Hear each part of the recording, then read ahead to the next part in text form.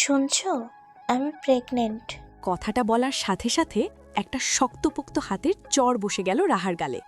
সাথে সাথে ফর্সা গালে 5 আঙুলের ছাপ বসে গেল, যার জন্য রাহা মোটেও প্রস্তুত ছিল না। রাহা ছলছল চোখে সামনে তাকিয়ে বলে, রাজ ভাইয়া, তুমি মারছো কেন? রাত চোয়ালে শক্ত করে বলে, আমার বাচ্চার মা হতে চাচ্ছিস মানে কি? আমি এই বাচ্চা চাই না। রাহার চোখ পানিতে টলমল করছে।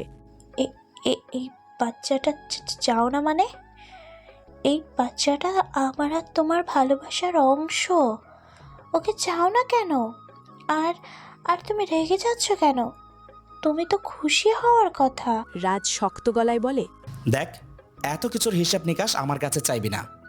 আমার এই বাচ্চা চাই না মানে চাই না। রাহা কৌতূহল নিয়ে বলে, কেন চাও না? তুমি কি আমাদের সম্পর্কের কথা সবাইকে জানাতে ভয় পাচ্ছ? আমরা তো লুকিয়ে বিয়ে করে নিয়েছি, আর এখন আমাদের সন্তান আসতে চলেছে। দেখবে সবাই মানবে।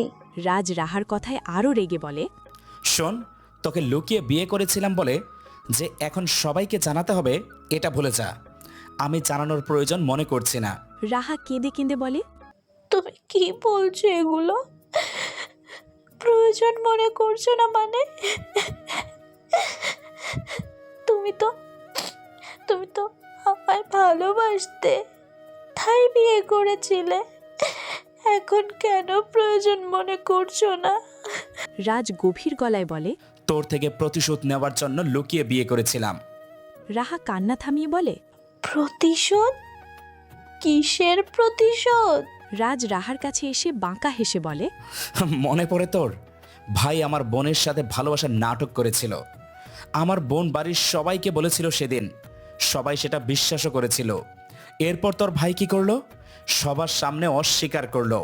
সেই দিনের পর থেকে আমার বোন লজ্জায় আর আমাদের সামনে আসেনি। রাহা ধপ করে ফ্লোরে বসে পড়ে কাঁদতে লাগলো। রাজও রাহার সামনে হাঁটুতে ভর করে বসে বলে, শুনেছিস আমি কি বলেছি? আমার বোন তোর ভাইয়ের জন্য আর বাসায় ফিরেনি। তোর ভাই আমার বোনের সাথে যা যা করেছে, তোর সাথেও আমি তাই তাই করেছি। অবশ্য বেশি বেশি করে ফেলেছি। এখন আমি আমার বোনকে পেয়ে গিয়েছি, ওকে এখন বাড়িতে নিয়ে আসব। তোকে আর এখন আমার প্রয়োজন নেই। রাজের কথাগুলো শুনে রাহার মনটা ভেঙে চুরমার হয়ে গেল। কাঁপা কণ্ঠে বলে ওঠে, তুমি আমার থেকে প্রতিশোধ নিতে এমনটা কেন করলে? ভুল করেছে আমার ভাই। আর এই বাচ্চার কি হবে? বাচ্চাটা এখনো দুনিয়ায় এলো না। রাজ শক্ত গলায় বলে, বাচ্চা দুনিয়ায় আসেনি যখন, তাহলে আর কোনোদিন আসবেও না। আমার প্রতিশোধ নেওয়া শেষ। তুই বাচ্চাটাকে নষ্ট করে ফেল। রাহা ভয়ে পিছিয়ে গিয়ে বলে, তুমি প্রতিশোধের জন্য একটা নিষ্পাপ প্রাণ মেরে ফেলবে? রাজ রাহার চোয়ালে চেপে ধরে বলে, এই শোন, তোর জ্ঞান শুনতে চাই না আমি। বাচ্চাটা দুনিয়াতে আসবে না মানে আসবে না। রাহা ব্যথায় কুকড়িয়ে উঠে বলে, তাহলে আমায় বিয়ে কেন করলে? আমায় তো খুব ভালোবেসেছিলে, বউ করেছিলে। দিনের পর দিন আমার উপরে স্বামীর অধিকার দেখিয়েছ। আর বিয়ের সময় তো বলেছিলে সবাইকে জানাবে। আর এখন কাপুরুষের মতো কেন অস্বীকার করছো? চুপ, আর একটাও কথা বলবি না। তোকে বিয়ে করেছি, এটার কোনো প্রমাণ আছে তোর কাছে? রাহা নিশ্চুপ হয়ে গেল। মুহূর্তেই মনে হলো তার দুনিয়া থমকে দাঁড়িয়েছে। রাজ তীক্ষ্ণ চোখে তাকিয়ে বলে, কিরে বল, তোর কাছে আছে কোনো প্রমাণ? না, নেই। তাহলে ধরে নে আমাদের বিয়েই হয়নি। আর রইল বাচ্চাটা নষ্ট করে ফেলিস। এই বলে রাজ রাহাকে ছেড়ে দেয়। রাহা কাঁদতে কাঁদতে বলে, প্লিজ প্লিজ, তুমি বাচ্চাটাকে অন্তত দুনিয়ায় আসতে দাও। রাজ রাহার মুখোমুখি হয়ে বলে, দেখ, তোকে 15 দিন সময় দিচ্ছি। তুই কি করে বাচ্চা নষ্ট করবি তোর ব্যাপার। তবে আমি এসে যদি দেখি বাচ্চাটা এখনো কিছু করিসনি, তাহলে কি করে বাচ্চাটা নষ্ট করতে হয় আমার থেকে ভালো কেউ জানবে না। রাহা রাজের দুগালে হাত রেখে করুণ সুরে বলে, তুমি এমনটা বলো না। তোমার তো আমার সাথে ভালোবাসা নিয়ে প্রতিশোধ নেওয়া শেষ। তোমার বোনকেও পেয়ে গিয়েছো। তাহলে তাহলে এখন আমাকে ছেড়ে যেও না। আমি ভাইয়াকে বলবো মিষ্টির জীবনে আবার ফিরে আসতে। তুমি এই বাচ্চাটাকে দুনিয়া আসতে দাও, আমি কোনো দিন তোমার কাছে কিচ্ছু চাইবো না। রাজ রাহার হাতটা সরিয়ে কঠিন গলায় বলে, আমার প্রতিশোধ নেওয়া শেষ। আমি এই বাচ্চা চাই না। সামনের মাসের 1 তারিখে বাড়িতে আসব। এর মধ্যে বাচ্চাটা করিয়ে নিবি। রাহাকে আর একটা কথা বলারও সুযোগ দিল না রাজ। উঠে দাঁড়িয়ে রুমের দরজা খুলে চলে গেল। চলে যাওয়ার আগে রাহার মুখ পানে একবার তাকালো, যা রাহা দেখল না। রাহা ফ্লোরে হাউমাউ করে কাঁদছে। কি করবে এখন সে? কাউকে বলতেও পারবে না এখন, কারণ রাজ তাকেও তার বাচ্চাকেই অস্বীকার করেছে। এখন বলেও লাভ হবে না। রাহা চোখ মুখ মুছে উঠে দাঁড়ালো। ভেঙে পড়লে হবে না, আর ভেঙে পড়ার মেয়ে রাহা নয়। কঠিন সময়ে ভেঙে পড়ার মতো শিক্ষা তার বাবা মা দেয়নি। পরিচয় আসা যাক। রাহা রাজের ছোট চাচার মেয়ে।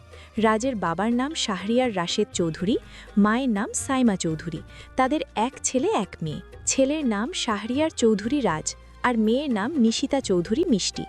রাশেদ চৌধুরীর ছোট ভাইয়ের নাম শাহরিয়ার রুবেল চৌধুরী, তার স্ত্রীর নাম রুমানা চৌধুরী। তাদেরও এক ছেলে এক মেয়ে। ছেলের নাম শাহরিয়ার চৌধুরী রাদিফ, আর মেয়ের নাম রাহা চৌধুরী।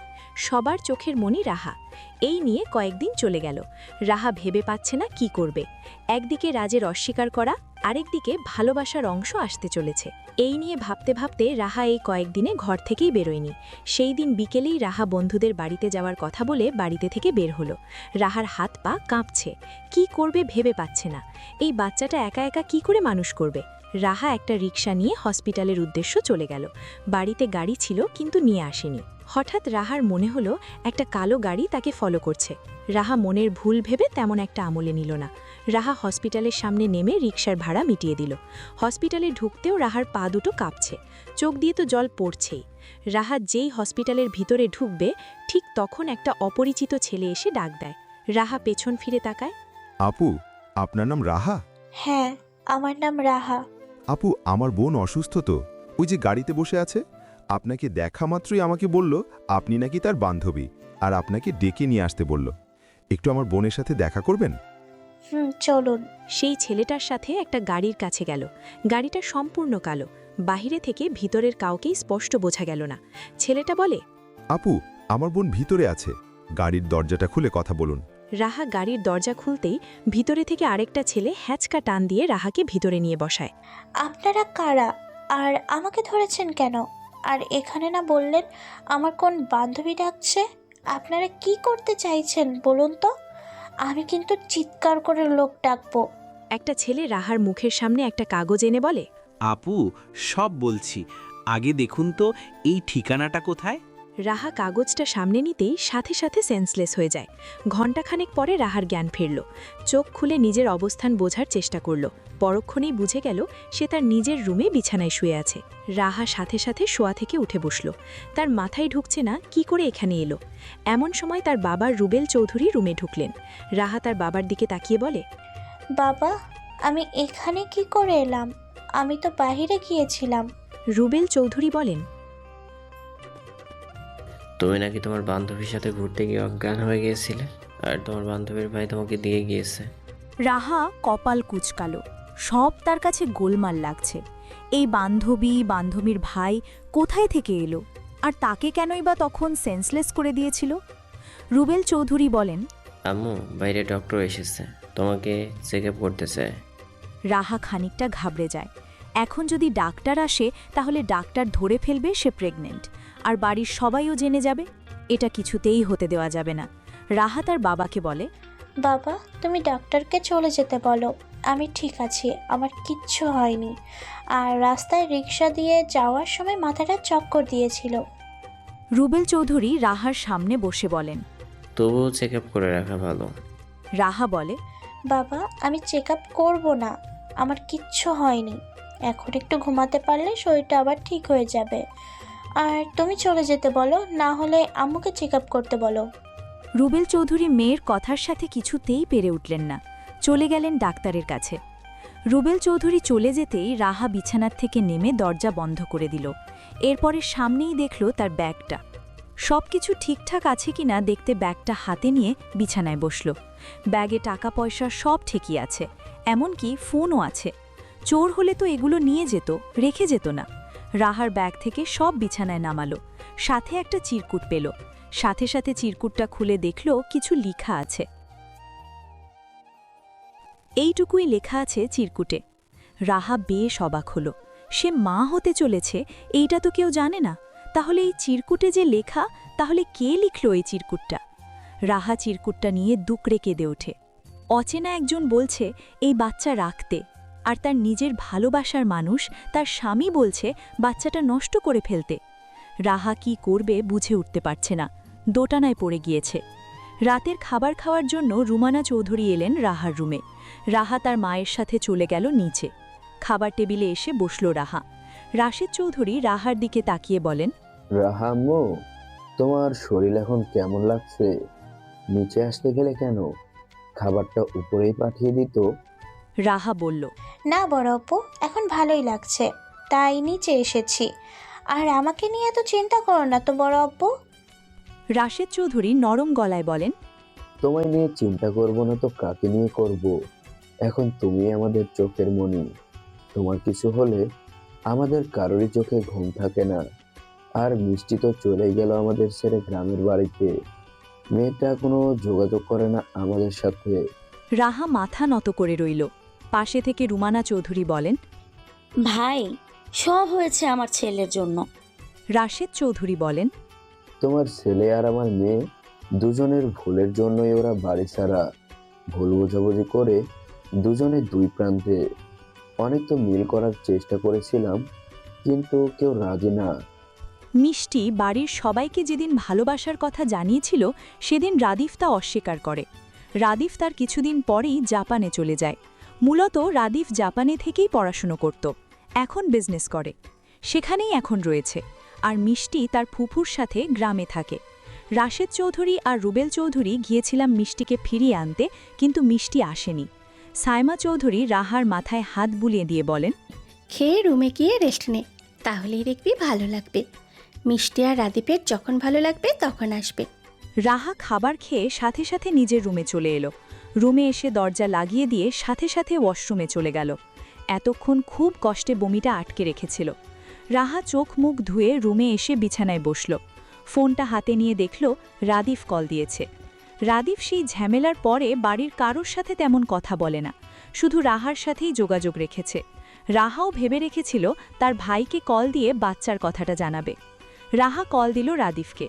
রাদিফ কল রিসিভ করে বলে, হ্যালো রাহা, ভালো আছিস? হ্যাঁ ভাইয়া, ভালো আছি। তুমি কেমন আছো? ভালো আছে। রাহা নিচু স্বরে বলে, ভাইয়া, তোমার সাথে কিছু কথা আছে। হ্যাঁ বল। রাহা ইতস্তত বোধ করল। ভাইয়া, আগে বলো, তুমি কোনো রাগারাগি করবে না? রাদিফ হেসে বলে, তুই বল, আর কখনো কি দেখেছিস আমি তোর উপর রাগ করেছে? না। তাহলে ভাইকে বল। রাহা নিচু স্বরে বলে, ভাইয়া, আমি আর রাজ ভাইয়া দুজন দুজনাকে ভালোবাসি, এমনকি লুকিয়ে বিয়ে করেছি। এই শুনে রাদিফ মুচকি হেসে বলে, কি বলছিস তুই? তো আজকে বিয়ে করেছিস? এ তো ভালো কথা। তবে আমি অনেকদিন আগে রাজের সাথে কথা বলেছিলাম, বলল তোকে নাকি ভালোবাসে। আর তোর বাড়িতে জানিয়েছিস? না ভাইয়া, জানাইনি। এই শুনে রাদিফ বলে, জানিসনি কেন? রাহা তৎক্ষণাৎ কেঁদে বলে ওঠে, ভাইয়া, রাজ এখন আমার অস্বীকার করছে। বলেছে বলেছে আমাকে ভালোবেসে প্রতিশোধ নিয়েছে। এই শুনে রাদিফ কিছুক্ষণ থমকে গেল, জিজ্ঞাসু সুরে বলে, কিসের প্রতিশোধ? তুমি মিষ্টিকে সবার সামনে অস্বীকার করেছো বলে সেইটার প্রতিশোধ নিয়েছে আমার সাথে। ভাইয়া, এখন রাজের সন্তান আমার গর্বে। আমি ওকে বলেছি বাড়িতে জানাতে, কিন্তু ও আমায় অস্বীকার করেছে। এই বাচ্চাটাকেও অস্বীকার করেছে। এই শুনে রাদিফের মেজাজ তিরিক্ষে উঠে যায়। চুয়ালে শক্ত করে বলে, প্রতিশোধ? ও প্রতিশোধের কি বোঝে? ও তোকে বিয়ে করে অস্বীকার করছে আর এটাকে প্রতিশোধ বলে চালিয়ে দিচ্ছে। আমি মিষ্টিকে কেন অস্বীকার করেছি কেউ জানতে চেয়েছে? আর রাজ না যেন তোর সাথে এমন করেছে, আমি ওকে ছাড়বো না। রাহা নাক টেনে বলে, ও বলেছে 1 তারিখের মধ্যে বাচ্চাটা নষ্ট করে ফেলতে। কিন্তু ভাইয়া আমি এই বাচ্চাটা নষ্ট করতে চাই না। আমি এই বাচ্চাটাকে দুনিয়ার আলো দেখাতে চাই। রাদিফ চোখ বন্ধ করে রাগ নিয়ন্ত্রণে আনল।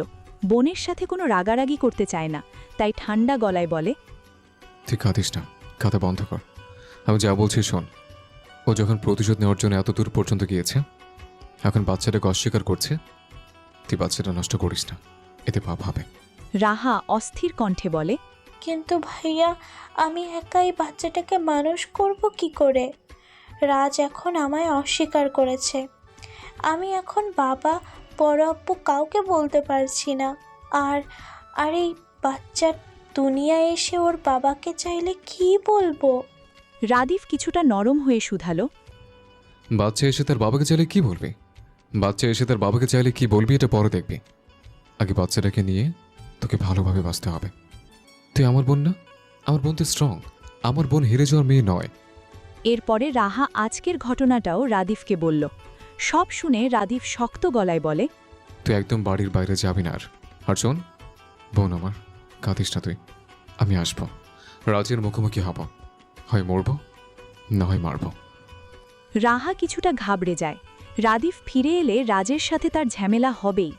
রাজেরও রাদিফের উপরে রাগ রয়েছে তার বোনকে অস্বীকার করার কারণে, আর রাদিফেরও রাগ বাড়ছে তার বোনকে অস্বীকার করার কারণে। রাহা দুজনকে মুখোমুখি আনার মতো ভুল করবে না। প্রয়োজন পড়লে সেই চলে যাবে। রাহা ঠিক করল সেই বাড়ি থেকে চলে যাবে, কিন্তু কোথায় যাবে, কি করবে, এইটা তার ভাই ঠিক করে দেবে। রাহা চোখ মুছে বলে, না ভাইয়া, তুমি এসো না। আমি ঝামেলা চাই না ভাইয়া। রাজ বাড়িতে নেই, চট্টগ্রাম গিয়েছে, ফিরবে 1 তারিখে। এর মধ্যে কিছু একটা করতে হবে, না হলে রাজ আমার বাচ্চাটাকে শেষ করে ফেলবে। এখন এই বাচ্চা আর নিজেকে বাঁচাতে হলে এই বাড়ি থেকে চলে যেতে হবে আমাকে। লাগবে না আমার রাজকে। আমি আমার বাচ্চাকে একাই মানুষ করে ওকে দেখিয়ে দিব ভাইয়া। তোমাকে আমার পাশে চাই। কিন্তু ভাইয়া আমি বাড়ি ছেড়ে কোথায় গিয়ে থাকবো? রাদিফ কিছুক্ষণ ভেবে বলে, এই বলে রাদিফ কঠিন গলায় বলে, রাহা আগেই বুঝতে পেরেছিল তার ভাই ঠিক কতটা রেগে যাবে। ভাইয়ের কথা মতো বিদেশে চলে যাবে, কিন্তু হাতে মাত্র কয়েকটা দিন আছে, এর মধ্যে কি করে চলে যাবে? রাহা বলে, তোমার কাছে চলে যাব, কিন্তু তাড়াতাড়ি কি করে যাব? আমার ভিসা নেই। রাদিফ পরক্ষণেই বলে, রাহা নিচু গলায় বলে, না, সাইমনকে ভুলে যাইনি। আর তুমি সাইমনের কথা বলছো কেন? রাদিফ বলে, স্যামন এখন বাংলাদেশে রয়েছে, এখন ওকে বলতে হবে। তাছাড়া আর কোনো বিশ্বস্ত কাউকে পাচ্ছি না। ঠিক আছে ভাইয়া। তুই এত চিন্তা করিস না। তুই তোর পাসপোর্ট আর কিছু কাগজপত্র রেডি করে রাখিস। কালকে সাইমন ওই বাড়ির সামনে যাবে, তুই ওকে এই কাগজগুলো দিবি। এরপরে আমি দেখছি কি করে ভিসা ব্যবস্থা করতে পারি। রাহা বলে, ভাইয়া হাতে মাত্র কয়েকটা দিন আছে, এর মধ্যে কি ভিসা ব্যবস্থা করতে পারবে? আর বেশি টাকা লাগবে এগুলা পেতে? রাদিফ জোর গলায় বলে, পারবো। যত টাকায় লাগুক তোকে আর তোর বাচ্চাকে আমি বাঁচাবই। আর এখন কি করছিস তুই? রুমে বসে আছি। আর শোন, এই বিষয় নিয়ে কাউকে কিচ্ছু বলবি না। আমি দেখছি কি করা যায়। শুধু একবার তোকে আমার কাছে যদি আনতে পারি, এরপর রাজকে আমি দেখে নেব। ওর প্রতিশোধ নেওয়া আমি বের করব। ও আমার বোনের সাথে এমন করেছে, ওকে আমি ছাড়বো না। রাহা খানিকটা ভয় পেয়ে বলে, ভাইয়া এতে আমার বাচ্চাটা ঠিক থাকবে তো? তুই চিন্তা করিস না। এই কয়েকটা দিন একটু সেভ হয়ে থাকবে, কোথাও বের হবে না। আর কালকে সকালে কাগজগুলো রেডি রাখিস। ওই রাজ তোর আর তোর বাচ্চার কোনো ক্ষতি করতে পারবে না। রাদিফ রাহার সাথে কথা বলে ফোন পাশেই রেখে বসল। রাজের উপরে এখন খুব রাগ হচ্ছে, ইচ্ছে করছে সামনে পেলে মেরে কুচি কুচি করে দিতে। রাদিফ নিজে থেকে কিচ্ছু বলতে পারছে না, কারণ সে মিষ্টিকে অস্বীকার করেছিল। কিন্তু কেন অস্বীকার করেছিল সেটা কেউ জানতে চায়নি। এই একটা কারণে আজ রাদিফ বোনের প্রতি হওয়া অন্যায় দেখেও কিছু বলতে পারছে না। রাদিফ সাথে সাথে তার ঘনিষ্ঠ বন্ধু সাইমনকে কল দিল। সাইমনও জাপানে রাদিফের সাথেই থাকে, কিছুদিন হলো দেশে গিয়েছে। রাদিফ সাইমনের সাথে আলোচনা করল কি করে ভিসা জোগাড় করা যায়। সাইমন সব শেষে রাদিফকে বলে, বন্ধু, তুই চিন্তা করিস না, এখন স্টুডেন্ট ভিসায় তোর বোন একটু তাড়াতাড়ি যেতে পারবে, তবে টাকা লাগবে যেহেতু কয়েকটা দিনের মধ্যে চাইছি। রাদিফ বলে, বন্ধু, যত টাকা লাগে লাগুক, এই 10 দিনের মধ্যে তোকে সবটা জোগাড় করতেই হবে। আমার বোন একটু সমস্যা আছে, তাই তোকে ইমার্জেন্সি করতে বলছে। আর দেশে বিশ্বস্ত কেউ নেই তুই ছাড়া, তোকে কাজটা করে দিতেই হবে। বন্ধু, তুই চিন্তা করিস না, তুই তো আমার ভাইয়ের মতো, আর তুই আমার অনেক উপকার করেছিস, সেক্ষেত্রে আমি কিছুই করতে পারিনি। এখন আমি তোর বোনের ভিসাটা জোগাড় করে দিব, তুই চিন্তা করিস না। রাদিফের বন্ধু সাইমন সকালে রাহার বাড়ির সামনে আসে। রাহা তার সব দরকারি ডকুমেন্টগুলো সাইমনকে দিয়ে দেয়। এই কয়েকদিনে রাহা আর বাড়িতে থেকে বের হয়নি, ফোনও বন্ধ করে রেখেছে, আর ইচ্ছে করেই রাজের সাথে কোনো যোগাযোগ করেনি, আর যোগাযোগও করতে চায় না। আজ মাসের 30 তারিখ বিকেলবেলা রাহা বিছানায় ক্যালেন্ডার হাতে নিয়ে বসে বসে কাঁদছে। কালকে সকালে বা দুপুরে রাজ বাড়িতে চলে আসবে। যদি এসে জানতে চায় বাচ্চাটা রেখেছে কিনা, তাহলে সে কি জবাব দিবে? এই নিয়ে ভাবতে ভাবতে রাহার ফোন বেজে ওঠে। রাহা ফোনটা হাতি নিয়ে দেখল রাদিফ কল দিয়েছে। রাহা চোখ মুছে কলটা রিসিভ করে বলে, ভাইয়া বলো। ওপাশে থেকে রাদিফ বলে, রাহা, তোর ভিসা টিকিট রেডি হয়ে গেছে। এই শুনে রাহা খুশি হয়ে অস্থির গলায় বলে, ভাইয়া সব রেডি হয়ে গিয়েছে? রেডি করে ফেলেছে সাইমন। কালকে রাত 3টায় ফ্লাইট। সাইমন অনেক কষ্ট করে এই পর্যন্ত করতে পেরেছে, এছাড়া আর কোনো ফ্লাইট টিকিট বুক করতে পারেনি। তোকে রাতের ফ্লাইটে আসতে হবে। রাহা মাথা নাড়িয়ে বলে, সাইমন ভাইয়া এই পর্যন্ত করেছে, এই অনেক। রাদিফ বলে, শোন, তুই এখনো কিছু জিনিস গুছিয়ে ফেল, আর রাত 1টার দিকে সাইমন গাড়ি নিয়ে বাড়ির সামনে যাবে। তুই সাইমনের সাথে বের হয়ে যাবি। সাইমন তোকে এয়ারপোর্ট পর্যন্ত পৌঁছে দেবে। আর কোনো প্রমাণ বা কিছু রেখে আসবি না। ফোনটা গাড়িতে আসার পথে ফেলে দিয়ে আসবি, আর শুধু রাজের জন্য একটা ছোট্ট চিরকুট রেখে আসবে। রাহা প্রশ্ন করে, চিরকুটে কি লিখবো ভাইয়া? আমি তোকে টেক্সট করে পাঠাচ্ছি। ঠিক আছে ভাইয়া। রাহা রাদিফের সাথে কথা বলে ফোনটা পাশে রেখে দিয়ে তার লেদারটা বের করল। এরপরে কাভার থেকে প্রয়োজনীয় জামা কাপড় লেদারে ভরে নিল। এর সাথে আরও নিত্য প্রয়োজনীয় দরকারি জিনিসগুলো রাখল। যা না নিলে চলে না তাই নিল। রাত 10টা। রাহা নিজের রুম থেকে বেরিয়ে চলে গেল তার বাবা মায়ের রুমে। চলে যাওয়ার আগে বাবা মায়ের সাথে শেষ দেখাটা করতে যায়। রাহা আস্তে করে দরজা খুলে তার বাবা মায়ের রুমে ঢুকল। রুবেল চৌধুরী বা রুমানা চৌধুরী বসেছিলেন রুমে। রুবেল চৌধুরী মেয়েকে দেখে বলেন, রাহা কিছু বলবে? আর তোমাকে এমন লাগছে কেন?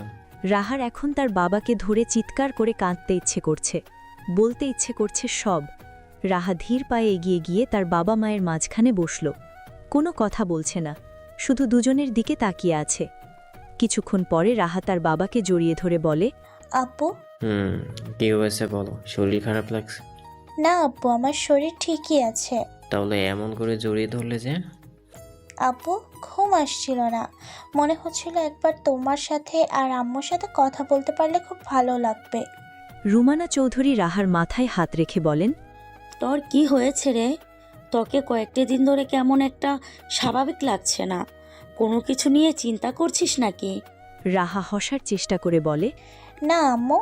এর কিছুক্ষণ পরে রাহা মাথা তুলে তার বাবার দিকে তাকিয়ে বলে, বাবা, আমি যদি কোনো বড় ভুল করি তাহলে কি তুমি আমায় আদর করবে? এভাবে আগলে রাখবে আমায়? রুবেল চৌধুরী কথাটা শুনে কিছুক্ষণের জন্য চুপ হয়ে গেলেন। রাহার কথা শুনে কেমন যেন তার মায়া হচ্ছে। মেয়ের দিকে তাকিয়ে মুচকি হেসে বলেন, আমি আর তোমার আম্মু যতদিন বেঁচে থাকবো ততদিনই আমরা তোমাকে আগলে রাখবো, আদরে রাখবো। আর তুমি কখনো ভুল করলেও আমাদের সন্তান হয়ে থাকবে, আর ভুল না করলেও আমাদের সন্তান হয়েই থাকবে। রুবেল চৌধুরী মেয়ের মাথায় হাত বুলিয়ে দিয়ে বলেন, জানো, তোমার ভাইয়ের জন্য এখনও আমাদের কষ্ট হয়। কি একটা ভুলের জন্য নিজেই নিজেকে আমাদের থেকে দূরে সরিয়ে রেখেছে। ফোনে কথা বলে খুব কম, এতেই আমাদের মন ভরে না। রাহা কেঁদে উঠল। তার মা রুবেল চৌধুরীকে বলেন, তুমিও না, মেয়েটা ভাইয়ের কথা শুনলেই মন খারাপ করে, আর তুমি সেই বোনের কাছে ভাইয়ের কথা বলো। এই বলে তিনি রাহাকে বলেন, থাক মা, কাঁদিস না, দেখবি তোর ভাই একদিন ঠিকই ফিরে আসবে। এখন রুমে গিয়ে ঘুমিয়ে পড়, অনেক রাত হয়েছে। রাহা বিছানায় খেকে উঠে দাঁড়ালো। চলে যাওয়ার আগে আবারও তার বাবা মায়ের মুখ পানে তাকালো। হয়তো এই দেখাই শেষ দেখা, আবার দেখা হবে না অনেক দিন। হয়তোবা এই জন্মে। আপু আম্মু, আমি তোমাদের কষ্ট দিতে চাইনি, কিন্তু কি করব? আমাকে তো এই সন্তানটা বাঁচাতে হবে। আমি ভাইয়ার কাছে পৌঁছেই তোমাদের জানাবো। এই পর্যন্ত তোমরা একটু কষ্ট করে থেকো। রাহা এই বলতে বলতে কাঁদতে কাঁদতে রুমে এলো। রুমে এসে দরজা লাগিয়ে দিয়ে বিছানায় বসে কাঁদতে লাগলো। এরপরে উঠে রিডিং টেবিলে গিয়ে বসে রাদিফের দেওয়া টেক্সটটা একটা ছোট্ট চিরকুটে লিখে সেটা নিয়ে বেরিয়ে হয়ে গেল রুম থেকে। এরপরে রাজের রুমে এসে রাজের বালিশের নিচে আলগোছে চিরকুটটা রেখে রুম থেকে বেরিয়ে চলে এলো নিজের রুমে। রাত তখন 1:30। এখন কেউই জেগে নেই। রাহা আলগোছে রুম থেকে বেরোলো। এরপরে চলে গেল বাড়ির বাহিরে। গেটের সামনে দুজন দারোয়ান বসা ছিল বলে বাড়ির পেছনের দিক দিয়ে বের হলো। সাইমনকে দেখতে পেয়ে কিছুটা হাফ ছাড়ল। সাইমন রাহার হাতে থেকে লেদারটা নিয়ে গাড়িতে তুলে রাহাকে বলে, তুমি গাড়িতে উঠে বসো। রাহা যেই ব্যাকসিটের দরজা খুলতে যাবে ঠিক তখন সাইমন বলে, রাহা সামনে বসো। রাহা সম্মতি জানিয়ে সামনের সিটে বসল। এরপরে সাইমন গাড়িতে উঠে বসল। এর মাঝে কয়েকবার রাদি ফোন দিয়েছিল। দুজনেই রাদিফের সাথে কথা বলেছে। সাইমন রাহাকে নিয়ে এয়ারপোর্টে চলে এলো। গাড়িতে থেকে নেমে রাহার হাতে পাসপোর্ট, ভিসা আর টিকিট দিয়ে বলে, রাহা, এই যে তোমার পাসপোর্ট, ভিসা আর টিকিট। তুমি কিন্তু স্টুডেন্ট ভিসায় যাচ্ছ, আর সব কিছু ওকে করা। রাহা কি বলে ধন্যবাদ দিবে তা মুখে আসছে না। সাইমন এইভাবে চেষ্টা না করলে হয়তো রাহা আজ এয়ারপোর্টে এসে দাঁড়াতে পারত না। রাহা চোখে জল নিয়ে বলে, ভাইয়া আপনাকে ধন্যবাদ জানালে হয়তো কম হয়ে যাবে। আপনি না থাকলে আমি যেতেই পারতাম না। সাইমন হেসে বলে, ওয়েলকাম। দেখে শুনে যেও, আর ওইখানে রাফিদ তোমার অপেক্ষায় থাকবে। ঠিক আছে ভাইয়া, আপনি ভালো থাকবেন। রাহা পাসপোর্ট, ভিসা, টিকিট দেখিয়ে ভিতরে চলে গেল। সাইমন দাঁড়িয়ে রইল। যতদূর পর্যন্ত রাহাকে দেখা যায় ততক্ষণ পর্যন্ত দেখল। সকাল 11টা বাজতেই সবার চোখে পড়ল রাহা এখনও রুম থেকে বের হয়নি, এমনকি কারো সামনে আসেনি। রাশেদ চৌধুরী আর রুবেল চৌধুরী অফিসে চলে গিয়েছে। বাড়িতে রয়েছে শুধু সাইমা চৌধুরী ও রুমানা চৌধুরী। তারা পুরো বাড়ি তন্ন করে খুঁজলেন, কিন্তু কোথাও রাহাকে পেলেন না। রাহার রুমে এসেও পেলেন না, অথচ রুমটা সুন্দর করে পরিপাটি করে রাখা। ঘণ্টাখানেক অপেক্ষা করেও যখন রাহার কোনো খোঁজ পাওয়া গেল না, তখন সাইমা চৌধুরী ও রুমানা চৌধুরী অস্থির হয়ে পড়লেন। সাইমা চৌধুরী গেটের দারোয়ানের কাছে গিয়েও বলেন তারা রাহাকে দেখেছে নাকি, কিন্তু তারা দেখেনি। এই শুনে সাইমা চৌধুরী কিছুক্ষণ থমকে দাঁড়িয়ে রইলেন। এরপরে বাড়ির ভিতরে এলেন। রুমানা চৌধুরীর কাছে রুমানা চৌধুরী কেঁদেই চলেছেন। এর আধ ঘণ্টা পরেই রুবেল চৌধুরী আর রাশেদ চৌধুরী বাড়িতে এলেন। রুবেল চৌধুরী রুমানা চৌধুরীকে বলেন, রাহার কোনো খোঁজ পেয়েছো? রুমানা চৌধুরী কান্নাজড়িত কণ্ঠে বলেন, না, আমি ওর কোনো খোঁজ পাইনি। পুরো বাড়ি খুঁজেছি, বাহিরেও খুঁজেছি, ওর সব বন্ধু বান্ধবকে কল করে দিয়েছি, কিন্তু কোথাও নেই মেয়েটা। এই শুনে রুবেল চৌধুরী রাগ নিয়ে বলেন, জল জ্যান্ত একটা মানুষ বাড়ি থেকে উধাও হয়ে গেল, এটা তুমি বুঝতে পারোনি? কি করো বাড়িতে, যে মেয়েটাকে দেখলে না? রাশেদ চৌধুরী তৎক্ষণাৎ পুলিশকে কল দিয়ে সবটা জানালেন, সাথে রাহার ছবিও পাঠিয়ে দিলেন। এরপরে তিনি রুবেল চৌধুরীকে নিয়ে থানার উদ্দেশ্যে বেরিয়ে পড়লেন। বিকেলবেলা রাজ বাড়ির উদ্দেশ্যে ফিরছে, সাথে তার বোন মিষ্টিও আছে। মিষ্টি হেসে বলে, ভাইয়া তাহলে আজ রাহার কথাটা বাড়িতে জানাবে? রাহা খুব খুশি হবে। এই কয়েকটা দিনে হয়তো মেয়েটা খুব কষ্ট পেয়েছে। রাজ শুকনো মুখে বলে, পেয়েছে হয়তো। আর ও যা জেদি, আমার মনে হচ্ছে ও বাড়িতে জানিয়ে দিয়েছে, না হলে তো পরিবেশ ঠান্ডা থাকার কথা না। মিষ্টি চিন্তিত স্বরে বলে, কিন্তু ভাইয়া তুমি যে বলে ও নাকি হসপিটালে গিয়েছিল, তাহলে ও কি বাচ্চাটা নষ্ট করে ফেলেছে? রাজ বলে, সেদিন আমার বন্ধুরা ওকে মিথ্যা বলে ভুলিয়ে ভালিয়ে ওকে বাড়িতে দিয়ে গিয়েছিল। এরপর আর ও বাড়িতে থেকে আর বের হয়নি। আমি দারোয়ানের থেকে খোঁজ নিয়েছি, আর ওর প্রাণ গেলেও এই বাচ্চা ও নষ্ট করবে না। মিষ্টি বলে, ভাইয়া তুমি ওকে শুধু শুধু এত বড় কষ্টে রেখে এসেছিলে, বাড়িতে তো বলে দিয়ে আসতে।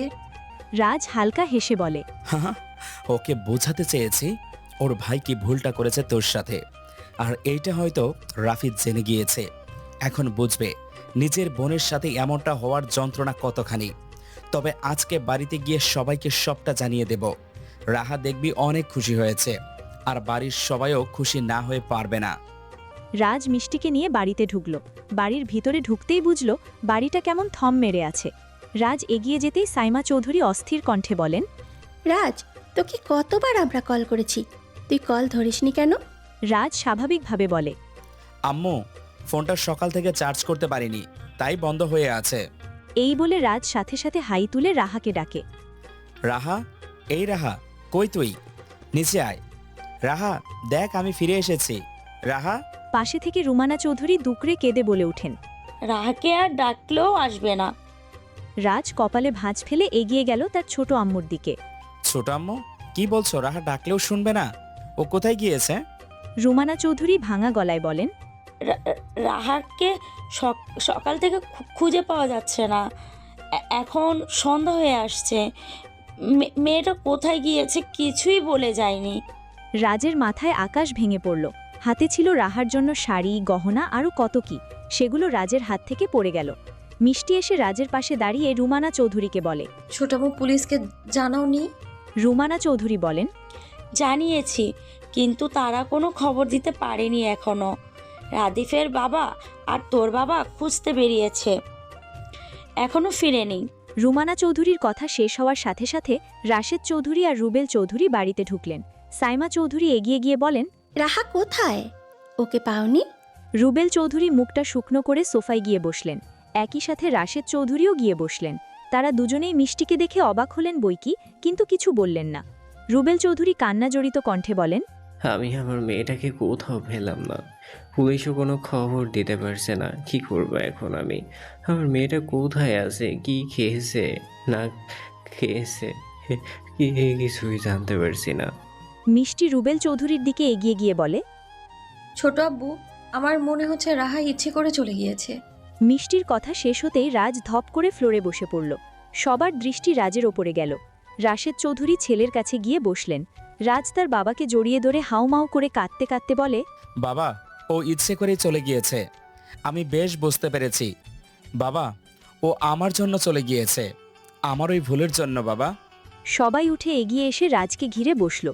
রাশেদ চৌধুরী ছেলের পিঠে হাত রেখে বলেন, তোমার ভুলের জন্য মানে কি হয়েছে আমাদের বলো।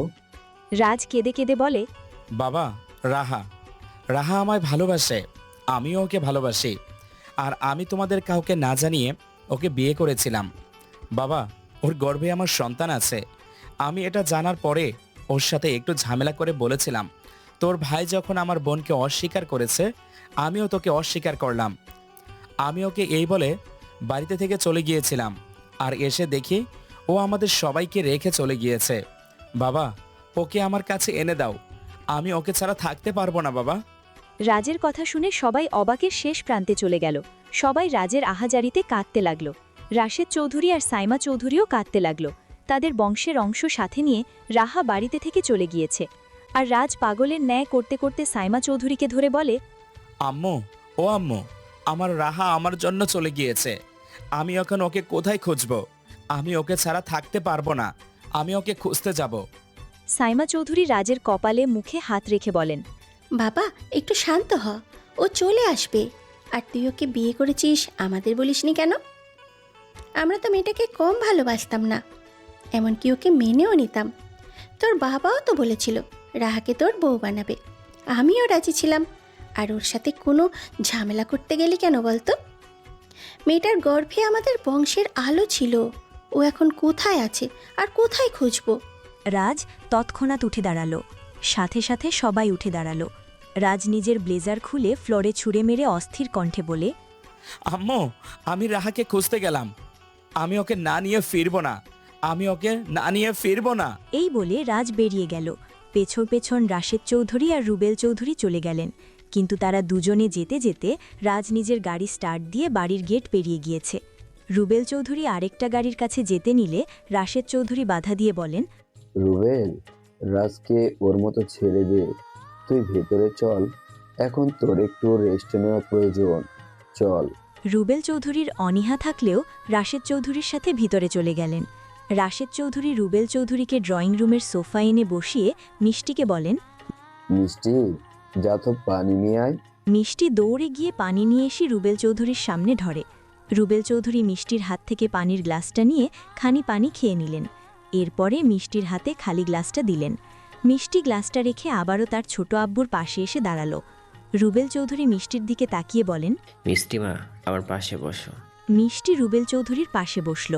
রুবেল চৌধুরী গলার কণ্ঠ খাদে নামিয়ে বলেন, রাজ আর রাহার মাঝে হওয়া ঝামেলাটার ব্যাপারে আমাকে সব খুলে বলো তো। মিষ্টি রাজ আর রাহার মাঝে হওয়া ঝামেলাটা শুরু থেকে শেষ পর্যন্ত সবাইকে বলল। এই শুনে রুমানা চৌধুরী কান্নাজড়িত কণ্ঠে বলেন, কিসের জন্য যে ওদের এমন ঝামেলা করতে হলো? রাজীব আর মিষ্টি তো নিজেরাই আলাদা আলাদা হয়ে গিয়েছে। ওরা নিজেরাই তো বলেছে ওরা আর এই সম্পর্ক এগোতে চায় না। এখন আমার মেয়েটা কোথায় গিয়েছে এমন শরীর নিয়ে? আল্লাহ, তুমি আমার মেয়েটাকে ফিরিয়ে এনে দাও। তুমি আমার মেয়েটাকে দেখে শুনে রেখো।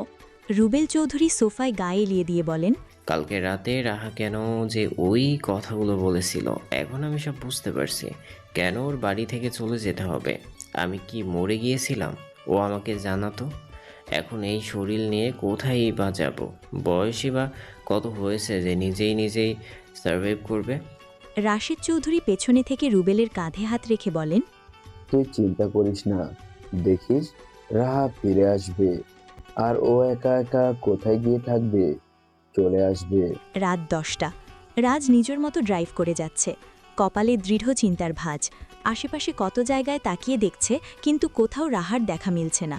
গাড়িতে এসি অন থাকা সত্ত্বেও ঘামছে। শার্টের বোতাম উপরেরগুলো খুলে দিল, টান টান বুকটা তবুও ঘামছে। শার্টের হাতা কুনুইয়ের উপরে ওঠালো, স্মার্ট ওয়াচ খুলে ডেস্কে ছুঁড়ে মারল। এখনও রাহাকে খুঁজে পায়নি। নিজের উপরে নিজেরই তীব্র রাগ হচ্ছে। রাজ ডেস্ক থেকে ফোনটা নিয়ে পুলিশের নাম্বারে কল দিল। কল রিসিভ হতেই বলে, হ্যালো, আমি রাজ চৌধুরী। আমার ওয়াইফ রাহা চৌধুরী মিসিং। ওকে পেয়েছেন? না স্যার, আমরা এখনো পাইনি। এই শুনে রাজ রেগে গিয়ে বলে ওঠে, পাননি মানে কি? একজন মেয়েকে খুঁজতে এত সময় লাগে? স্যার আমরা দেখছি। দেখছি না, আমার ইমিডিয়েট খোঁজ চাই। আর ওর নাম্বার ট্যাগ করতে পেরেছেন? স্যার আমরা নাম্বারটাও ট্যাগ করতে পারিনি। নাম্বারটা বন্ধ বলছে, আর ট্যাগও করা যাচ্ছে না। আমরা আরও ফোর্স লাগিয়েছি।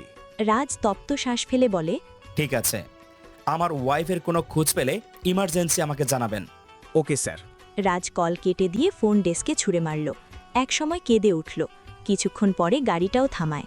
কেঁদে কেঁদে নিজেই বলে ওঠে, তুই কি করলি রাহা? আমায় ছেড়ে চলে গেলি? তুই কি একটুও ভেবে দেখিসনি আমি তোকে ছাড়া কিভাবে থাকবো? তোকে এত ভালোবাসার পরেও তুই এরকম জেদ নিয়ে চলে গেলি। তুই যেদিন হসপিটালে গিয়েছিলি সেদিন তোকে আমার বন্ধুরা বাড়িতে দিয়ে গিয়েছিল। তুই কি সেই চিরকুটটাও পাসনি? সব দেখেও তোর একটুও মনে হয়নি যে আমি এগুলো করেছি? তুই এই কয়েকদিনে আমার সাথে যোগাযোগ করার চেষ্টাই করিসনি।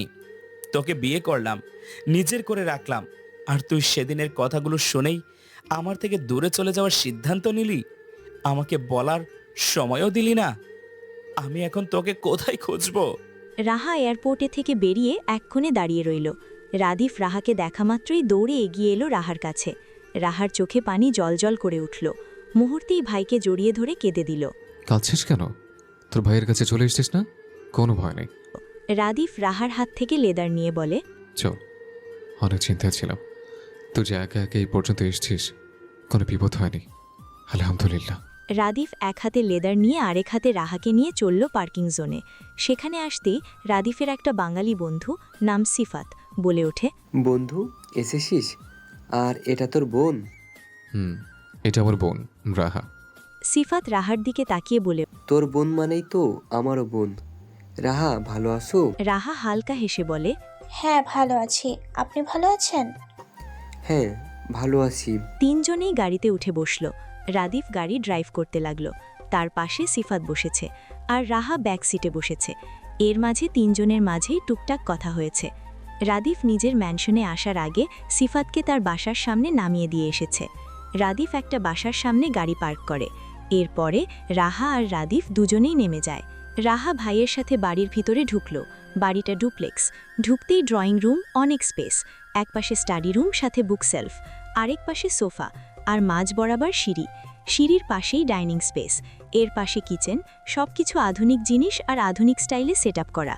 রাহা ভিতরে ঢুকে আশেপাশে তাকিয়ে বলে, ভাইয়া, তোমার বাসাটা তো খুব সুন্দর। আগে শুধু ফোনে দেখতাম, আর নিজ চোখে দেখে খুবই ভালো লাগছে। আর এইখানে তুমি একাই থাকো? রাদিফ হেসে বলে, একাই থাকতাম।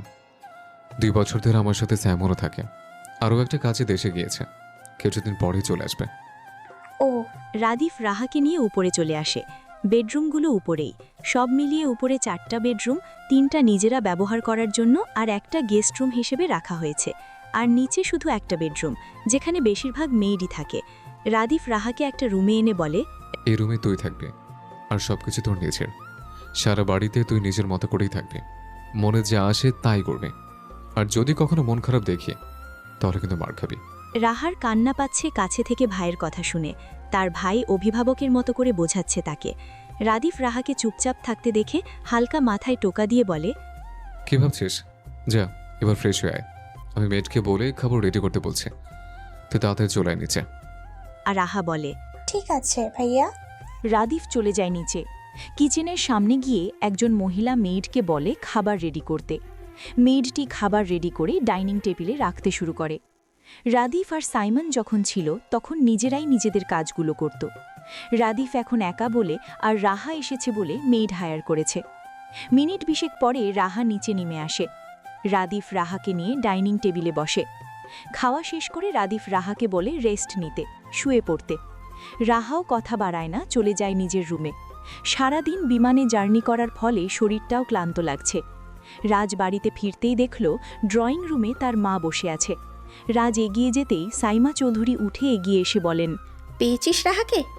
রাজ গলার কণ্ঠ খাদে নামিয়ে বলে, অনেক খুঁজেছি আম্মু, কোথাও পাইনি আমি ওকে। এই বলে রাজ সোফায় বসে পড়ল। সাইমা চৌধুরী ছিলের কাছে বসলেন। রাজ আস্তে করে তার মায়ের কোলে মাথা রেখে শুল। পরক্ষণেই কেঁদে উঠল, যা দেখে সাইমা চৌধুরী নিঃশব্দে কাঁদছেন। রাজ কান্না জড়িত গলায় তার মাকে বলে, আম্মু, ও আম্মু, আমি যে রাহাকে পেলাম না, ও যে আমার থেকে দূরে চলে গেল। আমি ওকে কত খুঁজলাম, ও আমাকে দেখা দিল না আম্মু। ওর প্রত্যেকটা আত্মীয় বাড়িতে গিয়েছি, কেউ বলতে পারলো না ও কোথায়। আমি আর কোথায় খুঁজবো আম্মু? আমায় বলে দাও না, আমার বড্ড অসহায় লাগছে। ওর পেটে আমার সন্তান, আমার ওই রক্ত, আমি আর ওকে কোথায় খুঁজবো? সাইমা চৌধুরী চোখ মুছে বলেন, কাঁদিস না, রাহা চলে আসবে। আরও এই একা একা কোথায় বা থাকবে? এর মাঝে নিচে নামলেন রুমানা চৌধুরী। তারা দুজনে রাজকে অনেক বলে বুঝিয়ে রুমে পাঠিয়ে দিলেন। এরপরে দুজনে মিলে রাজের জন্য খাবার গরম করতে কিচেনে এলেন। রাজ নিজের রুমের দরজা খুলে ভিতরে ঢুকল। রুমের লাইট জ্বালিয়ে কাভার থেকে কাপড় বের করে সোজা ওয়াশরুমে চলে গেল। এর মাঝে সাইমা চৌধুরী রাজের জন্য খাবার রেখে গেলেন রুমে। রাজ শাওয়ার নিয়ে ওয়াশরুম থেকে বেরিয়ে ভেজা টাওয়ালটা ছুঁড়ে মেরে বিছানায় বসল। চোখ গেল সোফার টেবিলে খাবারের দিকে। সারাদিনে কিচ্ছুটি খায়নি, তবুও খাওয়ার প্রতি কোনো আগ্রহ জাগছে না। রাজ রুমের দরজা বন্ধ করে দিয়ে বিছানায় আসল। শরীরটা ক্লান্ত থাকায় শুয়ে পড়ার চিন্তা করল। যেই বালিশটা টেনে শোবে ঠিক তখনই সামনে পড়ল একটা কাগজ। রাজ কাগজটা হাতে নিয়ে ভাঁজ খুলল। এটা রাহার হাতের লেখা। রাজ লেখাটি পড়তে লাগল। রাহা লিখেছে, রাজ, আমি রাহা বলছি। তুমি আমায় অস্বীকার করো আর যাই করো, আমি এই বাচ্চাটা নষ্ট করতে চাই না। প্রয়োজন পড়লে তোমার থেকে দূরে থাকবো। আমি তোমার সন্তানকে একাই মানুষ করব, আর তুমি আমায় হাজার খুঁজলেও পাবে না। আমি নিজের ইচ্ছায় চলে গেলাম। রাহা। রাজ চিঠিটা পড়ে কেঁদে উঠল। তার করা ভুলের জন্য রাহা নিজেই দূরে চলে গেল। সে তো রাদিফকে বোঝাতে যেয়ে নিজের মূল্যবান জিনিসই হারিয়ে ফেলল। এর আফসোস এখন রাজকে তিলে তিলে শেষ করে দিচ্ছে। নিজের প্রতি নিজেরই ঘৃণা হচ্ছে। রাজ সারা রাত ঘুমালো না, চিঠিটা নিয়েই বসে রইল। শেষ রাতের দিকে ঝিমাতে ঝিমাতে ঘুমিয়ে পড়ল। সকালবেলা রুবেল চৌধুরী আর রাশেদ চৌধুরী নাশতা করতে বসেছেন ডাইনিং টেবিলে। পাশে দাঁড়িয়ে আছেন সাইমা চৌধুরী আর রুমানা চৌধুরী। কারোরই মুখে তেমন হাসি নেই, সবার মনটা খারাপ। রাশেদ চৌধুরী খাবার খেতে খেতে সাইমা চৌধুরীকে বলেন, রাজ রাতে বাড়ি ফিরে কিছু বলেছে? সাইমা চৌধুরী গলার কণ্ঠ খাদে নামিয়ে বলেন, না, কিছু বলেনি। রুবেল চৌধুরী খাওয়া শেষ করে সোফায় গিয়ে বসলেন। ফোন বের করে পুলিশকে কল দিলেন। রাশেদ চৌধুরীও খাওয়া শেষ করে সোফায় গিয়ে রাশেদ চৌধুরীর পাশাপাশি বসলেন। এমন সময় রাজ নিচে নেমে এলো। রাজকে দেখা মাত্রই রাশেদ চৌধুরী বলেন, রাজ এখানে এসো। রাজ এগিয়ে আসতেই রুবেল চৌধুরী তপ্ত শ্বাস ফেলে উঠে চলে গেলেন। রাজ আর রাশেদ চৌধুরী ওনার দিকে কিছুক্ষণ তাকিয়ে রইল। ওনার মনে যে রাজের জন্য তীব্র রাগ বেড়েই চলছে এটা বুঝতে বাকি রইল না সবার। রাশেদ চৌধুরী রাজকে পাশে বসতে বললেন। রাজ বসল। সারা রাত না ঘুমানোর কারণে চোখ দুটো লাল হয়ে আছে, সাথে প্রচণ্ড মাথা ব্যথা। রাজ চুপচাপ বসে আছে। রাশেদ চৌধুরীও কিছু বলছেন না। কিছুক্ষণ পরে তিনি নিজেই নীরবতা ভেঙে রাজকে বলেন, রাজ, রাহার বিষয়টা কি রাদীপকে জানাবো? রাদিফের কথা শুনতেই রুমানা চৌধুরী এগিয়ে এলেন। রাজ নিচু গলায় রুবেল চৌধুরীকে বলে। জানাও।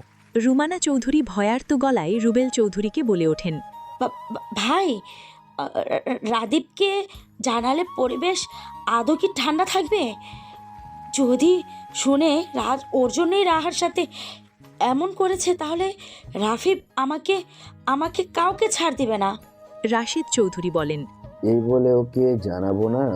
ও রাহার বড় ভাই, ওর অভিভাবকের মতো ওকে জানানো প্রয়োজন। আর ভাবি ওকে জানালে ও যদি কোনো খবর দিতে পারে, বন্ধু বান্ধব দিয়েও তো খোঁজ করাতে পারবে। রাশেদ চৌধুরী রাদিফকে কল দিল। রাদিফ আজ নিজের বাড়িতেই রয়েছে। আজ আর অফিসে বা কোনো কাজেই বের হবে না, বোনের সাথেই থাকবে। রাদিফ ড্রয়িং রুমে বসে ফোন স্ক্রল করছিল। ঠিক তখনই রাশেদ চৌধুরীর কল এলো। রাদিফ ইচ্ছে করেই প্রথমবার ধরে না, তার কল ধরার বিন্দুমাত্র ইচ্ছে নেই। এরপরে আবার কল দিতেই কল ধরল। রাশেদ চৌধুরী বলেন, রাদীপ, কেমন আছো? ভালো আছে, তুমি কেমন আছো? ভালো। বাড়ির সবাই কেমন আছে? ভালো আছে। তুমি তো এই টাইমে অফিসে থাকো, এখন কি অফিসে রয়েছো? না, আজ বাড়িতেই রয়েছে, অফিস যায়নি। রাদীপ, তোমাকে একটা কথা বলতে চাই। হ্যাঁ, বলো। রাশেদ চৌধুরী কি বলতে পারে রাদিফ তা জানে। রাশেদ চৌধুরী নিচু গলায় বলেন, রাদীপ, রাহাকে খুঁজে পাওয়া যাচ্ছে না। এই শুনে রাদিফ চমকালো না, সে এটাই আন্দাজ করেছিল। কিছুটা প্রতিক্রিয়া দেখিয়ে বলে, রাকে খুঁজে পাচ্ছ না মানে? কোথায় গিয়েছো? কোথায় গিয়েছে কিছু বলে যায়নি, কালকে থেকেই নিখোঁজ, নিজ ইচ্ছায় চলে গিয়েছে। কালকে থেকে নিখোঁজ, আর আজকে জানাচ্ছ আমাকে? আরও নিজ ইচ্ছে চলে গেল, তোমরা টের পাওনি? রাশেদ চৌধুরী বলেন, রাদীপ, আমার পুরো কথাটা শোনো। রাহা আর রাজ দুজনকে ভালোবেসে বিয়ে করেছিল, আমাদের থেকে লুকিয়ে রেখেছিল বিষয়টা। রাহা প্রেগনেন্ট ছিল, আর তখন রাজ রাহার সাথে পুরনো কিছু কথা নিয়ে ঝামেলা করেছিল, আর এরপরেই রাহা বাড়ি ছেড়ে চলে গিয়েছে। রাদিফ একটুও অবাক হলো না। সে তার চাচার মুখ থেকে পুরনো ঝামেলার কথা শুনতে চায়। না শোনা পর্যন্ত তার শান্তি হচ্ছে না, তাই না জানার ভঙ্গিতে বলে ওঠে, চাচ্ছু, কিসে পুরনো ঝামেলা? রাশেদ চৌধুরী কিছুক্ষণ চুপ থেকে নিচু স্বরে বলেন, তোমার আর মিষ্টির মাঝে যে ঝামেলা হয়েছিল, সেটার প্রতিশোধ নিতেই রাজ রাহাকে কথা শুনিয়েছিল। এই শুনে রাদিফ রাগে তেতে উঠে বলে, তোমার ছেলের প্রতিশোধ বোঝে? তোমার ছেলে কি হিসেবে আমার আর আমার বোন থেকে প্রতিশোধ নিতে চায়? তুমি খুব ভালো করেই জানো, আমিও কিন্তু তোমার থেকে প্রতিশোধ নিতে পারতাম। বলো, পারতাম কিনা? রাশেদ চৌধুরীর মুখে কোনো কথা নেই। তিনি নিচু হয়ে বলেন, এখন আমি স্বীকার করছি, আমার ছেলেরই সম্পূর্ণ দোষ। এখন আমাদের রাহাকে খোঁজা দরকার। এই শুনে রাদিফ উচ্চ গলায় বলে ওঠে, 24 ঘন্টা সময় দিলাম তোমার ছেলেকে। তোমার ছেলে রাহাকে কোথায় থেকে খুঁজে আনবে আমি জানি না। এর মধ্যে যদি রাহার কোনো খোঁজ না দিতে পারে, তাহলে ওকে রেডি থাকতে পারো। আমি তোমার ছেলে মুখোমুখি হব, প্রতিশোধ নেওয়া ওকে শেখাবো, আর এর বিচারক হবে তুমি। ভালো হবে না? রাশেদ চৌধুরীর মুখে ভয়ে সংকোচ ধরা পড়ল। নিজেই নত স্বীকার করে বলে ওঠেন, রাদীপ, আমাদের সময় দাও, আমরা রাহাকে খুঁজছি। রাদিফ বাঁকা হেসে বলে ওঠে, আর যদি না পাও তাহলে কিন্তু আমি আসবো।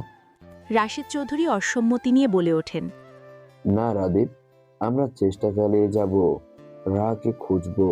রাদিফ আগের ন্যায় বলে ওঠে, ভয় পাচ্ছ যে? তবে ভয় নিয়েই থাকো।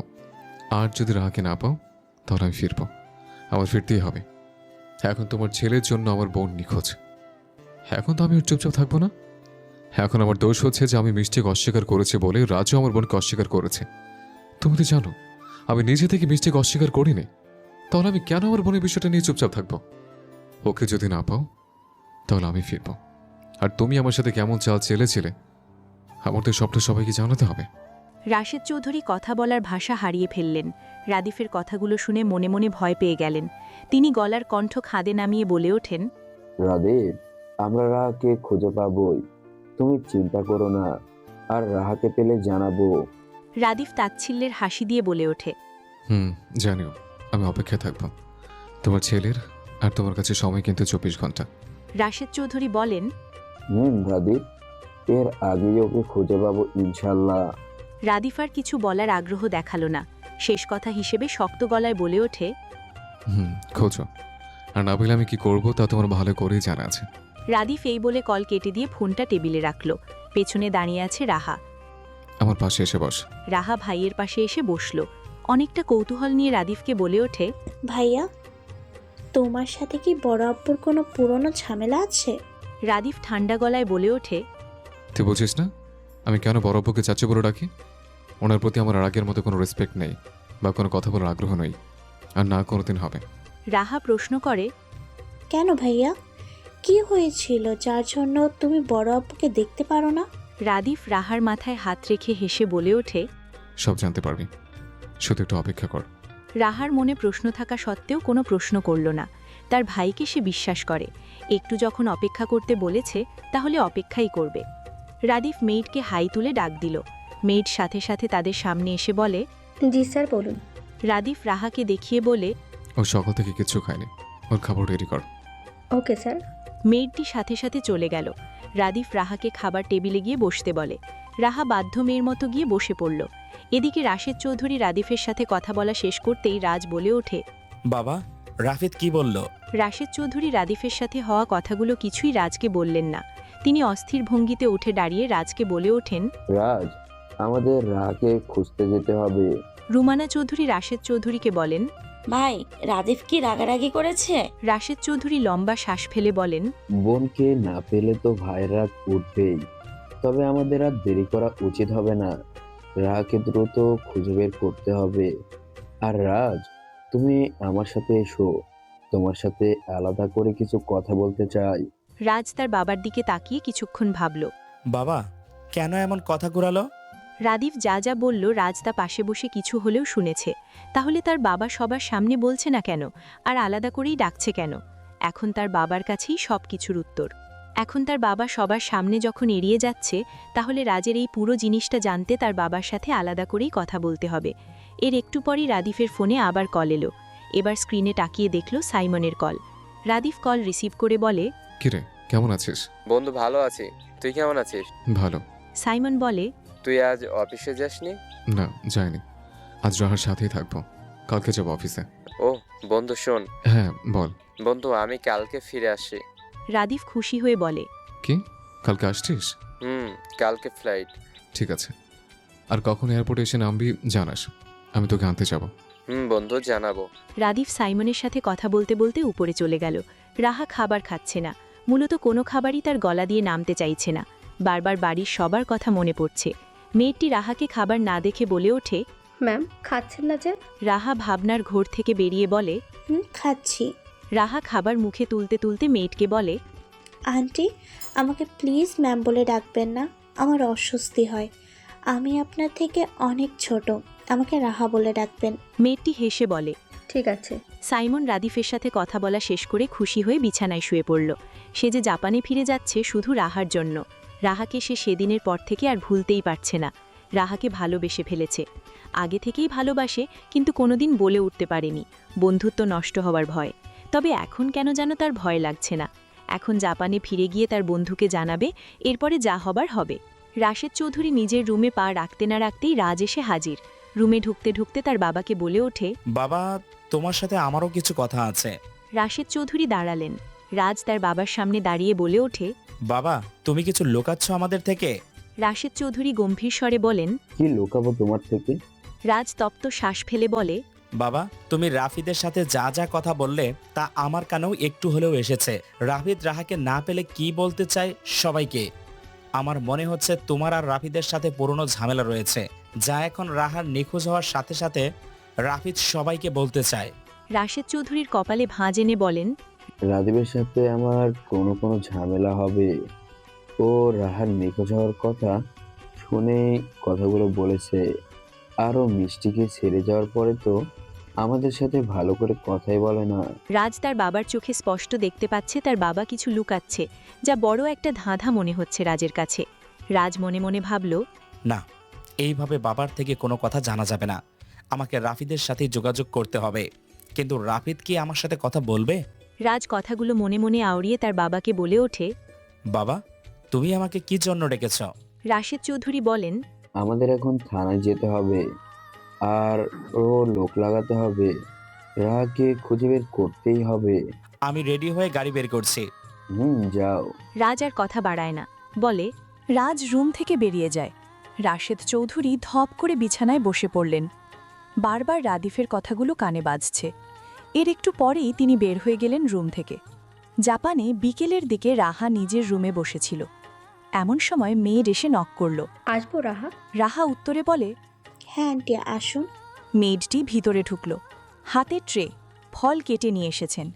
তিনি ট্রেটা বিছানায় রাখতে রাখতে বলেন, স্যার বললো এখন তোমার জন্য কিছু ফল নিয়ে যেতে, তাই সাথে সাথে ফল কেটে নিয়ে এলাম, খেয়ে নিও।